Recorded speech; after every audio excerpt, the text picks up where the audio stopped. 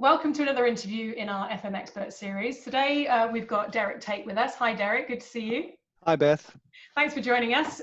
Derrick is a director at PwC and a real estate advisor. And Derrick, you're going to share with us some of your thoughts around the big trends in the industry and also some of the areas where we can build expertise to further our careers. So I'm going to hand over to you. I'm looking forward to this.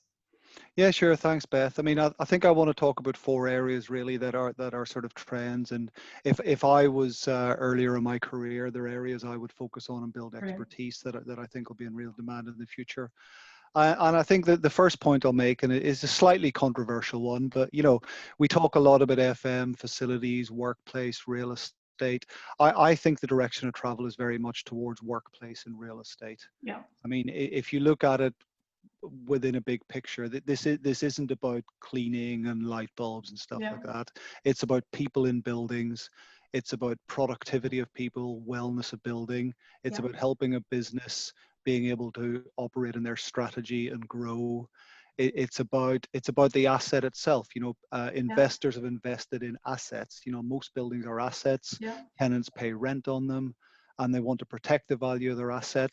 They want to minimize the I forget the phrase, but obsolescence. You know, if you have a better building with better services, you're going to have happier tenants. They're more likely to pay a higher rent, etc. So really, I think it's really going forward. It's about real estate operations. It's about workplace. It's about getting that best strategic value out of the building.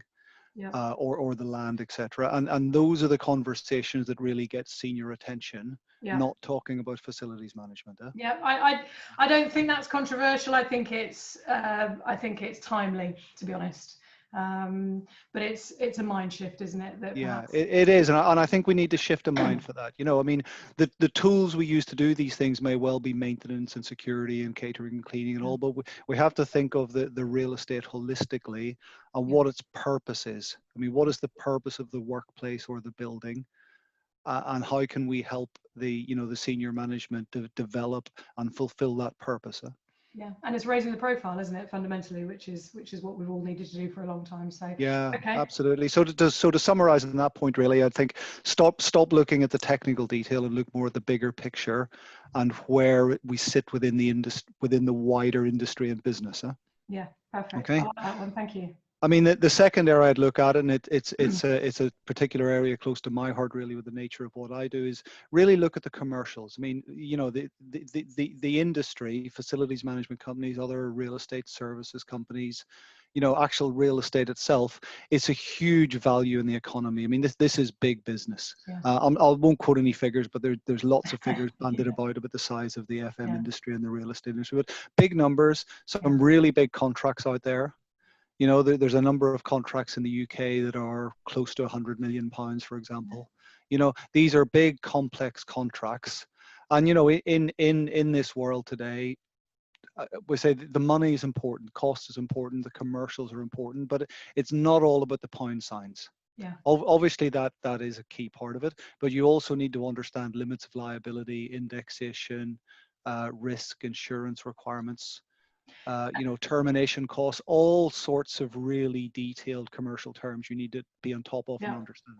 And you know what, Derrick, I don't think that's taught. I mean, the amount of people I come across on training courses who aren't even allowed to manage their own budget for the services they're looking after, let alone even have thought about, you know, leases and property and real estate and, you know, the bigger commercial picture. And I don't know how many people are out there communicating that, because if you don't know it, you've got to be shown it, you know. Absolutely. It's not widely understood. I mean, there's a lot of confusion between the difference between cost and price, for example. You know, between the margin and markup. People don't necessarily understand these terms. I think people need to start to think a bit like an accountant. Now, I'm not an accountant, by the way, but I don't mean people should go and do accountancy degrees. But I mean, there's some really useful books out there called things like Accountancy for Non-Accountants.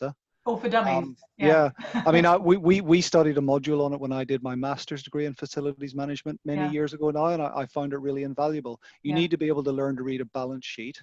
You need to know what these you need to understand depreciation, revenue, etc. And you know, and you need to know what terms like EBITDA mean.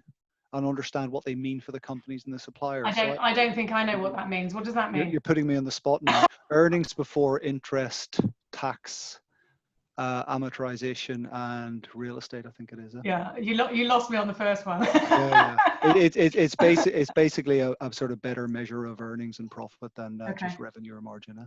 Okay, perfect. I think the commercial point though is such an important one. Thank you for making that. Good. Yeah. Perfect. Just to say, as a business, it's getting more and more commercially complex. Yeah. And more sophisticated as bigger sums get involved. So I'd encourage people to get some experience of this and work it out. Yeah, brilliant. Thank you for that. And the third area I'd say to really focus on, and prior to the recent COVID crisis, this is an area that was really a hot topic, and I think it is still and will continue to be, and it's technology. Okay. Now we broadly use the term prop tech. Yes. So this is technology in relation to property. Yeah. And there's a lot of focus on technology around new developments and property investments and stuff like that. But there's also a lot of prop tech out there in relation to building operations, which by default is facilities management stuff. Now, that's artificial intelligence, automation, chatbots and help desks, sensors for demand-based cleaning, drones to access working at height, and all sorts of things. But it's a really big growth area. I think it's going to drive a lot of innovation in the industry. I think those companies and professionals who understand it, and it's not about understanding how the technology works. It's what you can do with it. Someone explained blockchain to me once, and they were saying how blockchain works as a ledger type technology. It's quite complicated to understand it, but they said you don't need to understand it. You need to understand how you can use it. And he said it's a bit like the World Wide Web, right? Most of us don't know how it works. We don't understand how it works, but we know how to use it to our benefit. And a lot of this technology is like that. And I also think certainly, hopefully the audience watching this consider that even if they're working for an organization where they think, oh, the money's never going to be spent and this isn't coming here and we've got a really old building and this is the future, this isn't going away, this is only just going to get bigger and bigger and bigger. And it's about reading up, understanding, like you say, just seeing how it's being applied and having that in your kind of toolbox of knowledge to help add value in the future. So yeah, brilliant. I think absolutely, because it's definitely going to have a big impact going forward.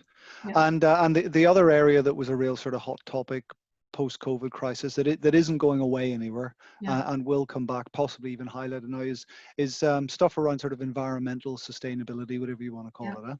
I think it's something was on the agenda before the sort of financial crisis in 2008. I think it's really come back now and stronger than ever. And environmental sustainability, reducing energy use, reducing carbon footprint, etc., is a really important topic. And I think within real estate and within real estate operations and FM, whatever you want to call it, we have a really big influence on this. Oh, gotcha. Because we're managing the buildings. Yeah. We're managing the properties. We can look at energy consumption. We can look at water consumption. We can look at the waste that is being produced and what is being recycled. Yeah. There's lots of any company or organization wanting to improve its environmental performance has to look to real estate. Yeah, and I think you're right. I think it's one of the areas where FMs can and should be making such proactive steps. They should be the champions in the organization. If the senior leadership team aren't pushing it forward, if there's another team who've got this on their agenda but aren't doing it, FM should be the people who are doing it, because like you say, we are controlling all of the areas that this is affecting. Absolutely. And I think, health and safety used to be the thing that people wanted to get training on in terms of just understanding to support some of the other knowledge, but the environmental sustainability and energy management, that's absolutely a niche that people should have, and we can add huge value and save a huge amount of money as well. Yeah, absolutely. And the market gets it. I mean, most of the major FM companies out there now all have business divisions or propositions around EV charging and solar networks and on-site generation and helping clients to reduce their energy consumption, etc. So it's a really, really important thing, and it's partly driven by us, the customer, and the general public. I mean, we want to work for companies that have a better environmental performance. Definitely. I mean, that's a really key thing. That's become important for people. But also, again, if going back to a previous point, if you follow the money, investors are now targeting environmental sustainable initiatives. Yeah. That desire is flowing through to investment in buildings. So buildings are having to be environmentally sustainable to get the investment to be built. And part of that is how they're then managed and operated in a sustainable basis ongoing. And if you take the example of, say, a pension fund, that's originating from the people who are paying into a pension fund and what they desire, you know? Yeah.